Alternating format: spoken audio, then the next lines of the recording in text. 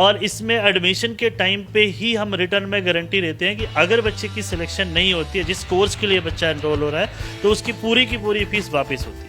क्योंकि आजकल coaching centres में एक ही दौड़ रहती है कि जेई के लिए या नीट के लिए बच्चा प्योर बेसिक साइंसेज के लिए जाता है, और इंडिया से टॉप लेवल के साइंटिस्ट जो हैं वो यहीं इन्हीं ऑर्गेनाइजेशन से निकलते हैं। के लिए सेंट्रल गवर्नमेंट अपनी तरफ से भेज रही है और पूरा का पूरा खर्चा सेंट्रल गवर्नमेंट कर रही है। वो पीएचडी कर रही है, फर्दर स्टडीज़ कर रही है, और $2600 का भी स्टाइपेंड लगा हुआ है। अगर आपको बच्चों से रिजल्ट्स लेने हैं तो उसके लिए बच्चों के पीछे जो वो पढ़ना पड़ता है। तो इस वक्त हमें आधार इंस्टीट्यूट हमीरपुर में, और हमारे साथ हैं आधार इंस्टीट्यूट के एमडी अटल शर्मा सर। और मैं आपको बता दूं कि कुछ साल पहले यहाँ पर एक संकल्प 30 जो बैच था वो शुरू किया था आधार ने, और उसमें लिख के दिया जाता था कि अगर आपकी सिलेक्शन नहीं होती है कहीं तो आपकी पूरी फीस वापस दी जाएगी। और बहुत ही ज़बरदस्त उसका रिस्पांस मिला, और बहुत से अच्छे अच्छे रिजल्ट इन्होंने इतनी सालों से दिया, और इस बार भी बहुत बड़ा धमाका किया। सर उसके लिए बहुत बहुत बधाई हो आपको सबसे पहले। थैंक यू सर इस बार जो हैं वो आपके 13 बच्चे जो हैं IISER में गए हैं, और एक ये जो IACS है वो सिर्फ अब एक ही बच्चा सिलेक्ट हुआ पूरे हिमाचल से। और जब हमने आपके स्टूडेंट से बात की तो उन्होंने कहा कि आपने ही उनको उसके बारे में बताया था। ये आपको कैसे इसकी जानकारी मिली, या क्या किस तरीके से उस बच्चे को आपने इसके लिए पार्टिसिपेट करवाया? मैम, इसके लिए जो बच्चों के लिए क्या क्या कैरियर अपॉर्चुनिटीज़ हो सकती हैं उसके बारे में, क्योंकि आजकल कोचिंग सेंटर्स में एक ही दौड़ रहती है कि जेई के लिए या नीट के लिए, लेकिन इसके अलावा भी बहुत अच्छी अच्छी ऑप्शंस हैं जो इंडिया में बच्चा ऑप्ट कर सकते हैं, और बहुत अच्छे लेवल पे और अच्छे अच्छे इंस्टीट्यूट्स में जो आप अपनी फर्दर स्टडीज़ कर सकते हैं। सर ये जो IISER है, जो रिसर्च के लिए बच्चे जाते हैं, इनका आगे क्या फ्यूचर रहता है वो हम ज़रूर जानना चाहेंगे।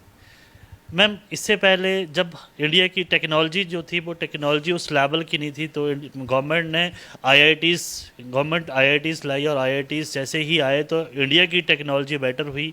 और टेक्नोलॉजी में जब इंडिया आगे चला गया तो लेकिन कहीं ना कहीं इंडिया की रिसर्च पीछे जा रही थी, और रिसर्च पीछे जा रही थी। टेक्नोलॉजी हमारे पास अच्छी है, रिसर्च अच्छी नहीं है। उसके लिए गवर्नमेंट ने ISER जो IIT के लेवल की ही Indian Institute of Science and Education Research, उनका गठन किया। 7 टोटल ISERs हैं पूरे ऑल ओवर इंडिया में, और यहाँ पे बच्चा प्योर बेसिक साइंसेज के लिए जाता है, और इंडिया से टॉप लेवल के साइंटिस्ट जो हैं वो यहीं इन्हीं ऑर्गेनाइजेशन से निकलते हैं।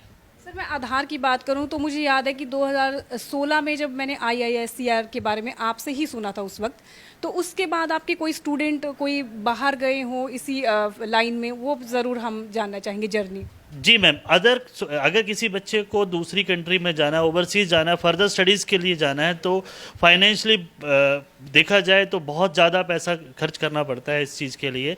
लेकिन एक IACRs या नाइजर की बात करें, या फिर IACS जो लेटेस्ट अभी करंटली हमारा बच्चा भी वहाँ पे गया हुआ है, तो यहाँ से अगर किसी बच्चे ने अपन फर्दर स्टडीज़ के लिए अगर ओवरसीज़ जाना है तो वहाँ पे बिल्कुल कम से कम खर्चे पे बच्चा जाता है।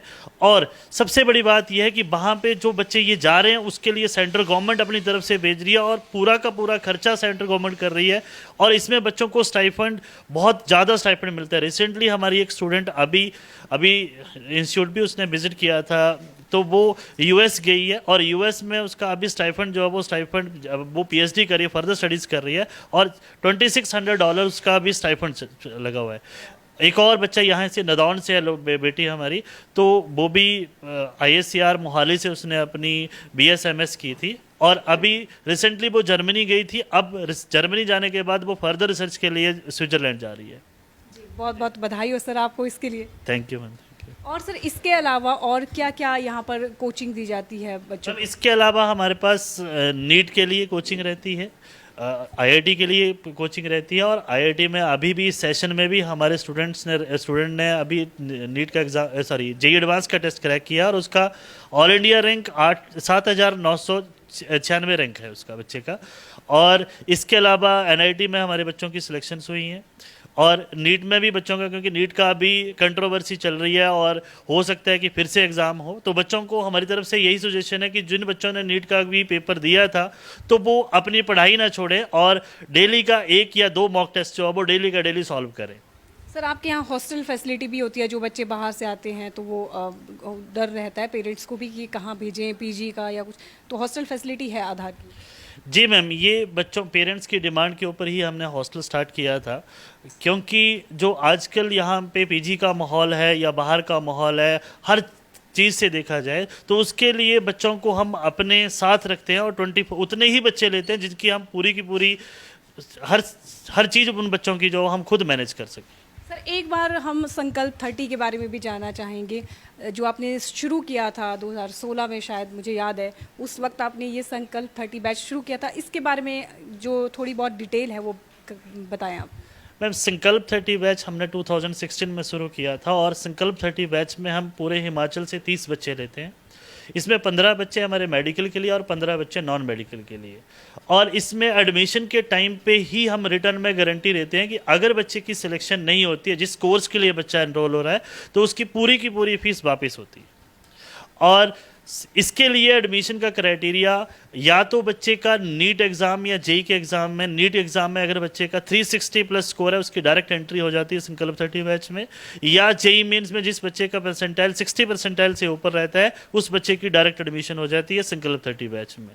या फिर जिन बच्चों ने ये एग्ज़ाम नहीं दिए हैं नीट का या जेई का, उनके लिए हमारा संकल्प 30 एडमिशन टेस्ट होता है, ऑन द स्पॉट कभी भी आके बच्चा दे सकता है। और इसमें लेकिन हमारी सीट्स लिमिटेड रहती है, 15 बच्चे ही हम मेडिकल के लेंगे और 15 बच्चे ही नॉन मेडिकल के लेंगे। सर अभी तक कितना रिस्पांस इतनी सालों में आपको संकल्प 30 का आया? मैम, संकल्प 30 में जो भी बच्चा जिस कोर्स के लिए हमारे पास आज तक अभी तक एनरोल हुआ है, तो हर बच्चे की सिलेक्शन हुई है। और सब जब हम अंदर एंटर हुए थे, आपके ऑफिस में आए तो हमने देखा आपने सारे फ़ोन एक बच्चों के ले लिए हैं। मैम, टेक्नोलॉजी का दुरुपयोग ना हो, बच्चे टेक्नोलॉजी से क्योंकि आजकल सोशल मीडिया में बहुत ज़्यादा चीज़ें हैं, क्योंकि एक बार बच्चा अगर फ़ोन यूज़ करना शुरू करता है तो उसका कम से कम जो वो 1 घंटा वैसे वेस्ट हो जाता है। तो फ़ोन का हम यूज़ बच्चों को करने के लिए देते हैं, लेकिन एक लिमिटेड टाइम के लिए, और जो यूज़फुल चीज़ें उसी के लिए यूज़ करें। अदरवाइज़ क्लासरूम्स में बच्चों का, और स्पेशली रात के टाइम पे 9 बजे के बाद हम बच्चों का फ़ोन नहीं देते हैं। सर स्टूडेंट्स तो मेहनत करते ही हैं अपना सपने को साकार करने के लिए, लेकिन आपके स्टाफ द्वारा और आपके द्वारा आप कितना समय जो है वो यहाँ देते हैं, बच्चों को के लिए देते हैं? मैम, जो हमारे जेई और नीट के लिए, क्योंकि मैं 2010 से इंस्टीट्यूट को रन कर रहा हूँ और एवरेज 12 से 14 घंटे हमें बच्चों के लिए देने पड़ते हैं। अपने डेली रूटीन को छोड़ के 12 से 14 घंटे बच्चों के लिए देने पड़ते हैं, क्योंकि अगर आपको बच्चों से रिजल्ट्स लेने हैं तो उसके लिए बच्चों के पीछे जो वो पढ़ना पड़ता है। जी। तो ये थे हमारे साथ अटल शर्मा सर। आधार इंस्टीट्यूट हमीरपुर कोचिंग इंस्टीट्यूट है, यहाँ पर आपको मेडिकल, नॉन मेडिकल, बहुत सारे यहाँ पे आप कोचिंग जो भी लेना चाहें वो ले सकते हैं। तो सर बहुत बहुत शुक्रिया हमारे साथ बातचीत के लिए। Thank you ma'am. Polestar team की स्पेशली थैंक्स हमारी तरफ से, क्योंकि हमारी शुरुआत जो है वो पोलस्टार टीवी से ही हुई थी। तो आधार इंस्टीट्यूट की लोकेशन मैं आपको बता दूँ, मेरे ठीक पीछे आपको यहाँ पर आपको गांधी चौक दिख रहा है, और इसके ठीक आपको इस सामने जो है वो आधार इंस्टीट्यूट जो है दिख जाएगा। 2nd 3rd फ्लोर ये आधार इंस्टीट्यूट है, यहाँ पर आप जा सकते हैं और कोई भी आपकी क्वेरी है वो आप कर सकते हैं। फेसबुक पर पोलस्टार हिमाचल का पेज लाइक करें और यूट्यूब पर हमारा चैनल सब्सक्राइब करना ना भूलें।